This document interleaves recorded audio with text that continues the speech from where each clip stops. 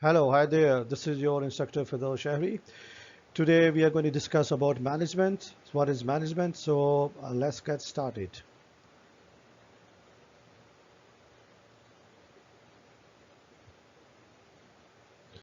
Now, what we will discuss in this chapter, let's have a look at different contents.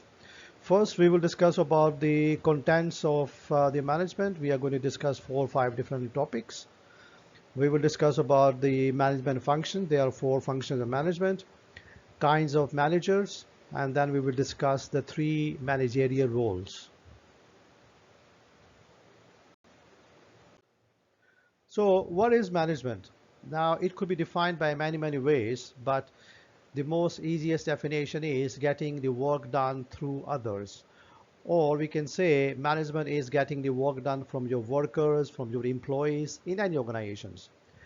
And the major job of the manager is to create very conducive environment where people can make their right, they can make their decision right the first time, and they can make them at the competitive cost, and they can do that as some sense of responsibility and pride what they are doing. In other words, we can say the manager job is to make the environment so effective that the workers in that organization, they feel comfortable, they feel relaxed, so they can make their own decisions. They have the friendly environment, they have the very friendly colleagues, and so on. So when they work, they just take the responsibility of pride and they own their work. So what are the functions of management? There are major 4 functions of management. So we have number 1 function, that is planning. So what is planning? Planning is making decisions in advance, making a decisions in advance. Or we can say planning determines organization goals and means for achieving them. So when we say plans, there could be a short-term plans, or there could be a long-term plans, say 1 year plan, 2 year plan, or they may be 5 year, 10 years plans. And then we discuss about number 2 function, that is called organizing. Organizing is what the manager decide where decision will be made. In other words, who is going to make the decisions, who will do what kind of jobs, and who will work for whom.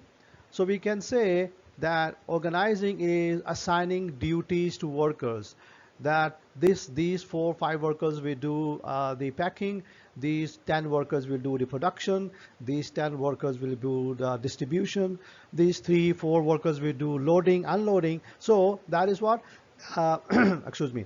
Deciding, organizing simply means assigning different duties to workers or jobs, or we can say assigning different tasks to different workers.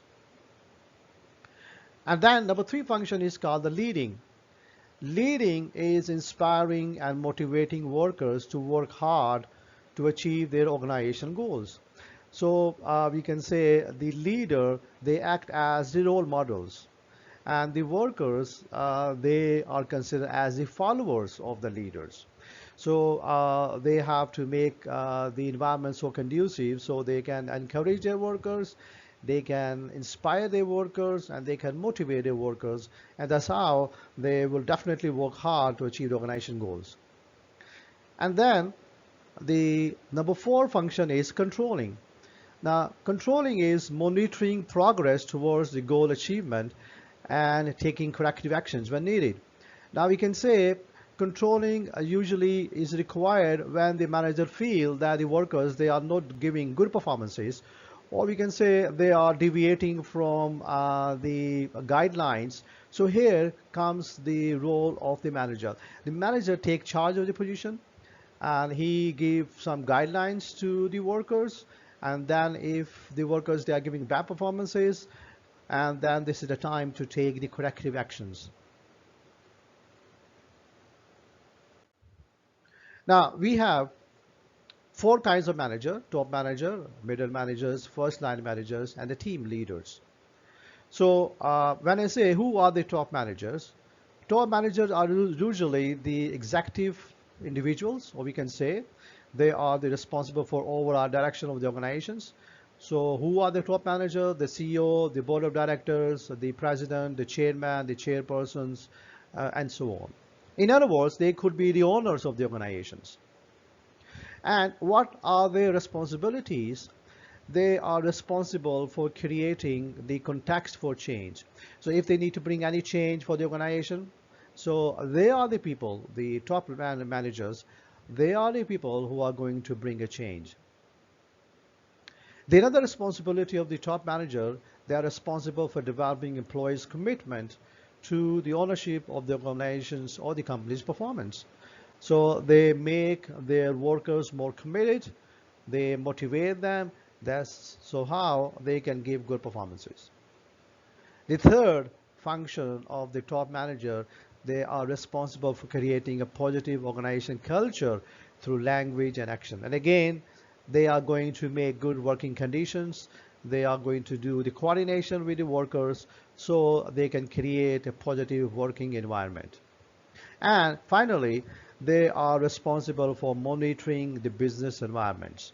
Or in other words, we can say they look into whether the environment the workers they are in, they enjoy the working conditions. And then we have number two kind of manager, they are the middle managers. So who are the middle managers? They hold positions like the plant manager, they are the regional managers, the divisional manager, and they are responsible for setting objective, and these objectives must be consistent with the top management goals. One major responsibility of the middle manager is to plan and allocate the resources to meet objectives. So when I say allocate the resources, they allocate the financial resources, they allocate the machinery, the equipments, the devices, and if the workers need any kind of a training, so middle managers, they are responsible for providing all these kind of resources. The another responsibility of the manager, middle manager, is to do the coordination between different departments and divisions. So they act as a liaison officers. They act as a bridge between different departments. So we call those as coordinations. The third responsibility of the middle manager is to monitor and manage the performance of the departments or divisions. So they overall responsible for the performance of the given department. Say they are the head of the marketing department, the production department, the logistic departments, the HR, and so on, so on. And finally, they are responsible for managing the change generated by the manager. So whatever change they are going to bring into the organizations, they need to ensure whether the change is well maintained, the change is well accomplished by the people or by the workers. The third kind of manager are the first line managers. They are also called the lower line managers. And they hold positions like the office manager, the shift managers, shift supervisors, or department managers. So their major responsibility of the first line manager is to manage the performance of entry level employees, or in other words, the trainees, who are directly in making the company's products and services. So any individual, they just joined the organization, the new hire, so the first line manager, they provide them trainings. And the another responsibility is to teach the entry-level workers, the employees, how to do the job or monitor their performance. And the third responsibility is to make the detailed schedules, or we can say the timetables, and operating plans based on middle manager's plan. Now, we can say that what if we work for the fast food restaurants, for example, KFC, McDonald's, Subway, Pizza Hut, and so on, and what if we work on the till machine or a kitchen? So the manager of that fast food restaurant, that is called first line manager, he makes the timetable that there are, for example, 10 individuals or 12 individuals that are working on the till machines. So they are working 3 shift, morning, evening, and night, who will work in morning shift, evening shift, and night shift, and they need to make the timetable of different 3 shifts. And the last function of the first line manager, they look 7 to 10 days ahead for hiring the needs. So if they need any products, if they need any kind of devices, so they make plans 7 10 days ahead of it. And the last kind of manager, they are the team leaders. So who are the team leaders? They facilitate the team activities toward the goal accomplishment. So they help their team members plan, schedule work, learn to solve problems, and work effectively with each others. The second responsibility is managing the external relationships. Now, definitely, they are working with the external environment. For example, they need to deal with the suppliers. So they act as a liaison and a bridge between their departments and their divisions. And number three, responsibility of the team leader. They are responsible for the internal team relationships. In other words, how friendly the colleagues are. Getting along with the others is much more important in the team structures because the team members, they cannot work done without the help of their teammates. So if you are lucky to enough with good teammates, if you're lucky enough to have a good mates or colleagues, definitely you will be more motivated, you will be more encouraged to do your work. Now here is the simple illustration of the top manager, the middle manager, and the first line manager. So you can have a look at these top managers. They set objectives, they scan the environment, they look into environments, they plan and make decisions. The middle managers, they allocate resources, for example, financial resources, the machinery, the equipment, the infrastructure, and so on. They oversee the first line managers, they respond to the top level managers. They develop and implement the activities, the plan that are being set by the top managers. Middle manager, they implement their plans. And the first line manager, they coordinate activities, they supervise employees, report to the middle managers, involved in day-to-day operations.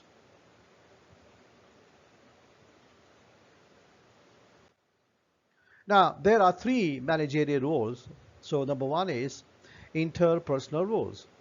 So interpersonal roles, there are three. We split interpersonal roles into three. Number one is figurehead, number two, the leader role, and number three, liaison role. So what are the figurehead? Figurehead are what these roles, manager that play the managerial roles, they just perform the ceremonial duties. For example, greeting the company's visitors, speaking at the opening of the new facility, and support local charities. So they act as a figurehead. And in other words, we can say that they are the head of the organizations. Number two, the leader role. So leader role, they motivate and encourage workers to accomplish organization goals. They motivate them, they encourage them. And the number three, that is called the liaison role, they deal people outside their units. Or in other words, outside unit means they deal outside their departments. Number two role of the managers are the informational roles. As the name indicates, informational, they deal with information. And that information could be internal or external. So again, it's split into three kinds. Number one is monitor, number two, disseminator, and number three, the spokesperson. So monitor means what? They scan the environment for information. They try to determine from where they can get the updated, the right information. So they scan, they try to study the environment. Number two, disseminator. Disseminator simply means they distribute information. They share information with different departments. They share information with others, with their companies, and so on. And the number three role is the spokesperson. They share information with the people outside their departments or companies. Now when we discuss about the disseminator and the spokesperson, there are thin line differences. So the difference between disseminator, first thing, the common factor between disseminator and spokesperson, they both share information.